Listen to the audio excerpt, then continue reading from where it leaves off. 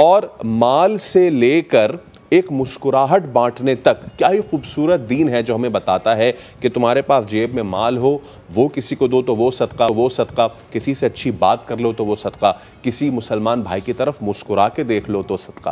کیا کہنے؟ دیکھیے اس میں دو چیزوں کو پہلے الگ الگ تو بہتر ہوگا. صدقے کی اور بھی بہت ساری فارمز ہیں, جیسے قرآن نے اللہ تعالیٰ نے قرآن میں کہہ دیا ہے وَأَنفِقُوا مِمَّا جَعَلَكُمْ مُسْتَخْلَفِينَ فِيهِ. جو چیز تم میں چھوڑی گئی ہے, جو صلاحیت چھوڑی گئی ہے, جو اخلاق چھوڑے گئے ہیں, کچھ بھی تمہیں دیا گیا اس میں سے انفاق کرو, اس میں سے خرچ کرو. تو ایک بڑی جامع ڈیفینیشن ہو گئی صدقے کی. لیکن مال کے خرچ کرنے کے بارے میں خاص تفاصیل قرآن میں آئی ہیں, اس میں کوئی شک نہیں ہے.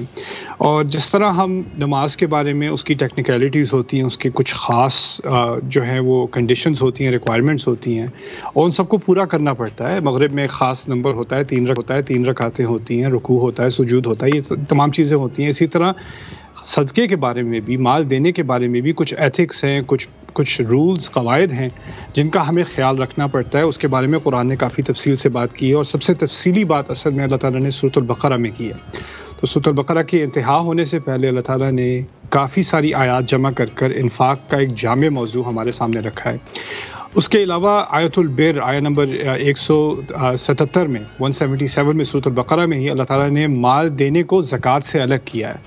یعنی آت المال علی حبہ ذوی القربى والیتامى والمساکین وابن السبیل والسائلین وفی الرقاب واقام الصلاۃ وآت الزکاۃ. یعنی نماز قائم کرنا اور زکوٰۃ دینا الگ. اس کے علاوہ اپنی مال کی محبت ہونے کے باوجود کچھ کیٹیگوریز کو مال دینا, اس کو اچھائی کے ایک کیٹیگوری میں اللہ تعالیٰ نے ڈالا, اور خاص اس کا ذکر نماز اور زکوٰۃ سے بھی پہلے کیا. یعنی ہمارے اندر صدقہ دینے کی, لوگوں کی مدد کرنے کا جو جذبہ, ہمارے مال سے خرچ کرنے کا جو جذبہ ہونا چاہیے, وہ اللہ تعالیٰ نے اچھائیوں میں سے, یعنی ایمان کے جو پہلے مظاہر ہیں ان میں سے اس کو رکھا, اور نماز کو اور زکوٰۃ کو اس کے بعد اس کا ذکر کیا اس آیت میں. تو اس میں کیٹیگوریز کیا ہیں اس کے بارے میں 1-2 منٹ آپ سے بات کر لوں, اس کے بعد کچھ اور باتیں آپ کے سامنے رکھوں گا صدقے کے بارے میں. یہاں اللہ تعالیٰ کہتے ہیں کہ پہلے تو آپ کو اپنے مال سے محبت ہے, اور اس محبت کے باوجود آپ نے دیا, اور ان میں کس کس کو دیا. اس میں نمبر 1 جو لسٹ میں نمبر 1 آئٹم ہے وہ کیا ہے؟ ذوی القربہ, قریب کے رشتہ داروں کو, جن کی آپ کے ساتھ قربت ہو. اور دیکھیے کسی مسکین کو دینا, کسی چیریٹی کو دینا جس میں آپ دیکھ رہے ہوں کہ بچوں کی مدد ہو رہی ہے, یا یتیموں کی مدد ہو رہی ہے, یا کہیں پہ کنواں بنوایا جا رہا ہے, یا کوئی کہاں پر جنگ ہو رہی ہے وہاں پہ لوگوں کی ریلیف کی ہیلپ کی جا رہی ہے. وہ لوگ اجانب ہیں, ان لوگوں کو آپ نہیں جانتے, ان کی سفرنگ, ان کی تکلیف کو دیکھ کے آپ کو جذبہ ہوتا ہے کہ ان کی مدد کی جائے, اور وہ کرنا چاہیے. لیکن اس سے پہلے اللہ تعالیٰ نے ایک کیٹیگوری جو بنائی ہے نا, وہ مشکل ترین ہے, کیونکہ ہماری اپنی فیملیز میں بہت ڈرامہ ہوتا ہے, لڑائیاں ہوتی ہیں, کسی کے چچے کے ساتھ لڑائی ہے, کسی کے کزن کے ساتھ جھگڑا ہوا ہے, کسی کہیں شادی رشتے میں کوئی بات ہو گئی تھی.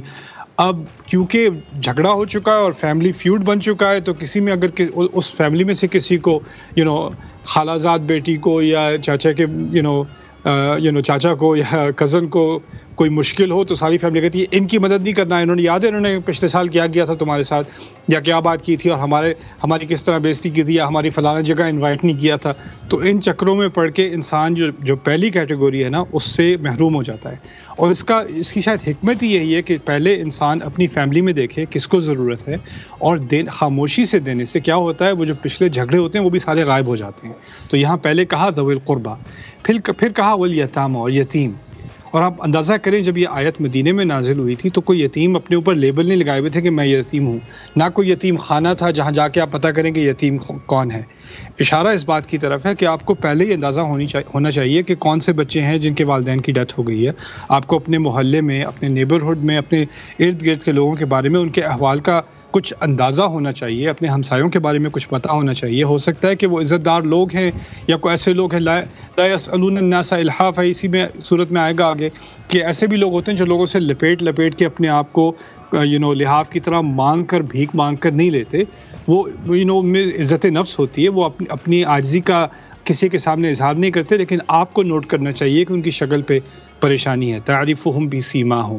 تو اسی طرح یتیموں کے بارے میں بھی ہمیں خود احساس ہونا چاہیے, خود ایک سینسٹیوٹی ہونی چاہیے کہ ہمارے ارد گرد ہو کیا رہا ہے.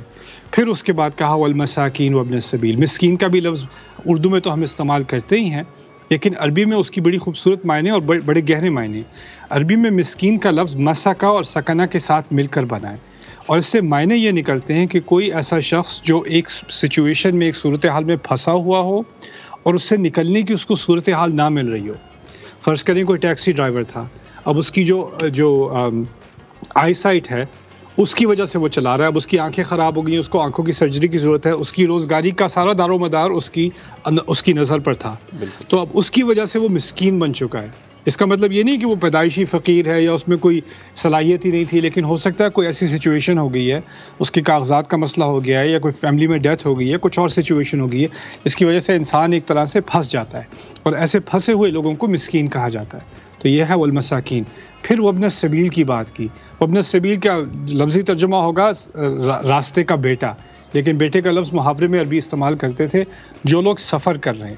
یعنی آپ کو اپنے محلے کا، مسجد کا، اپنے ایریا کا اتنا پتہ ہو کہ آپ کو پتہ ہو کہ یہ شخص جو یہاں سے گزر رہا ہے یا جس کو میں نے یہاں نماز پڑھتے دیکھا یہ میرے محلے کا نہیں ہے، یہ اجنبی ہے، اور اس کو لگ رہا ہے اس کو ارد گرد کا کچھ معلوم نہیں ہے. انسان کو اتنی سینسیٹیوٹی ہو کہ یہ لوگ جو ہے نا ان کا خیال کرنا چاہیے. آپ یہاں سے نہیں ہیں، آپ کچھ ڈھونڈ رہے ہیں، آپ کو کچھ کھانے وانے کی ضرورت ہے، آئیے آپ میرے گھر آ جائیے. یعنی اس طرح کا ایک انوائرمنٹ اس آیت نے بنایا جو صدقے کے ساتھ منسلک ہے. صدقہ صرف ایک یہ نہیں ہے کہ آپ نے کچھ چیک لکھا یا کچھ کیش ایک ڈبے میں ڈال دیا اور چھوڑ دیا، اس میں ایک بہت اہمیت ہے جو اس آیت میں ظاہر کی گئی ہے. وابن السبیل وفر رقاب، اور پھر کہا جن کی گردنیں پھنسی ہوئی ہیں. پرانے قدیم زمانے میں گردنیں دو طرح سے پھنستی تھیں. ایک تو تھی غلامی، تو کسی غلام کو آزاد کرنا. اب غلامی کا زمانہ نہیں رہا، لیکن ایک اور طرح کی غلامی ابھی بھی باقی ہے، اور وہ ہے فائنینشیل غلامی. جو کوئی قرضے میں دبا ہوا ہو اس کی گردن بھی پھنسی ہوئی ہے. اصل میں قدیم زمانے میں لوگ غلامی میں آتے کیسے تھے؟ قرضے کے ذریعے سے. قرضہ پورا نہ کر سکے تو اپنے آپ کو دے دیتے تھے غلامی میں. ہوتا یہ تھا. اور آج کل بھی یہی ایک طرح سے یہ ہوتا ہے. فائنینشیل سلیوری ہوتی ہے ایک چیز جو کئی ممالک میں جو ہے وہ عام ہو چکی ہے. لوگ قرضے کے نیچے اتنے دب جاتے ہیں کہ ان کی اپنی کوئی لائف نہیں رہتی، وہ ساری زندگی بس قرضہ اتارنے میں ہی ان کی غلامی میں ہی لگ جاتی ہے. تو کسی کا قرضہ اتارنا بھی اس میں شامل ہے. وفر رقاب. اس کے بعد نماز اور زکوٰۃ کی بات کی ہے. تو خیر یہ تو تھیں کچھ کیٹیگوریز جس کا ہمیں احساس ہونا چاہیے، اور اس سے دینے کے بارے میں ہمیں ایک کمپریہنسو آئیڈیا ہونا چاہیے کہ صرف کسی غیر کی، کسی ایسے کی مدد نہیں، ہمیں اپنے ایک انسانیت کا ایک ویو بنانے کی ضرورت ہے. دوسری بات جو میں آپ کے سامنے رکھنا چاہتا ہوں اس کا تعلق آیت الکرسی سے ہے. آیت الکرسی سے ہم سارے محبت کرتے ہیں، ہم نے یاد کی ہوئی ہے. اس کے پہلے الفاظ ہیں اللہ لا الہ الا هو الحی القیوم. اس میں اللہ تعالیٰ نے اپنے نام آخر میں دیے ہیں الحی القیوم، جو زندہ ہے اور تمام زندگیوں کی سورس وہ خود ہے، تمام لائف کی سورس وہ خود ہے. اگلی آیات میں اللہ ولی الذین آمنوا یخرجہم من الظلمات الی النور.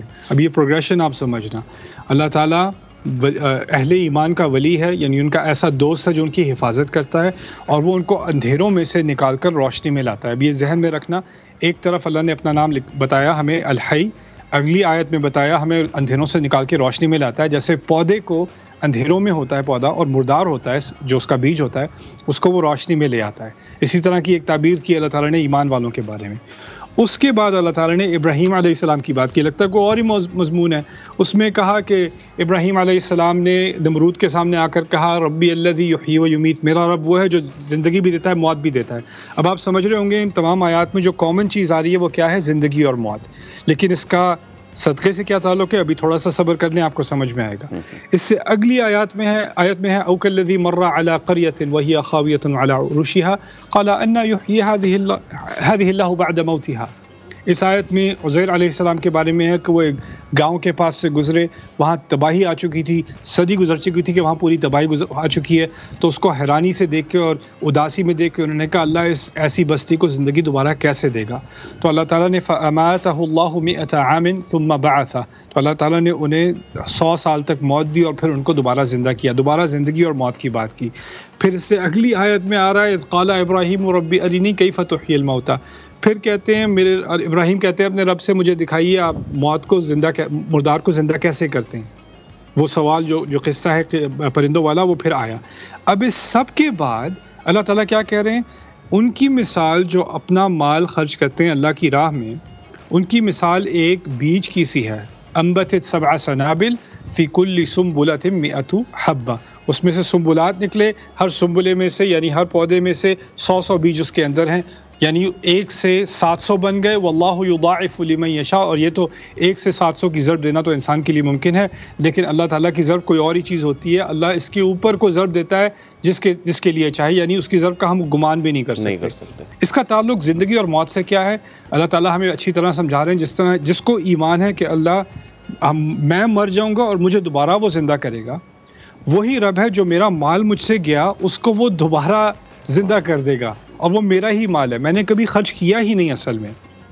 اصل میں میں نے جو کیا ہے، جس طرح آپ کرتے ہیں نا کہ آپ پیسے لے کے آپ بینک میں ڈال دیتے ہیں یا آپ کسی انویسٹمنٹ ریٹائرمنٹ اکاؤنٹ میں ڈال دیتے ہیں، تو آپ اس کو چھوئیں گے نہیں، 20 سال ہو جائیں گے آپ اس کو چھوئیں گے نہیں، وہ انویسٹمنٹ ہے، وہ اپنی جگہ پڑی ہوئی ہے۔ یا کچھ لوگ ہوتے ہیں ان کے پاس کچھ زیادہ جمع ہو جاتا ہے تو وہ ریئل اسٹیٹ میں ڈال دیتے ہیں، اس کا مطلب ہے کہ وہ خرچ نہیں کر رہے، وہ اصل میں انویسٹ کر رہے ہیں، اور وہ بھی ان کے ایسٹس میں ہی شمار ہوتا ہے۔ یہی کانسیپٹ اللہ تعالیٰ نے دیا ہے کہ میں جو اعمال کرتا ہوں اس دنیا میں نے آخرت میں ڈپازٹ کیا ہے، اور جو میں نے صدقہ کیا ہے وہ میں نے اللہ تعالیٰ سے وہ وصول کرنا ہے آخرت میں جا کے، تو میں نے اسی طرح دیا، اور اس جو مال میری طرف سے گیا، جو میری طرف سے ہلاک ہو گیا، اہلکت مال لبدا، جو مال میری طرف سے ہلاک ہو گیا، اس نے دوبارہ زندہ ہو جانا ہے، اس نے دوبارہ کئی گنا بڑھ کر زندہ ہو جانا ہے، میرے سامنے آنا ہے۔ اچھا نعمان صاحب، یہ آپ نے بہت ہی تفصیل سے ہمیں بتایا ہے۔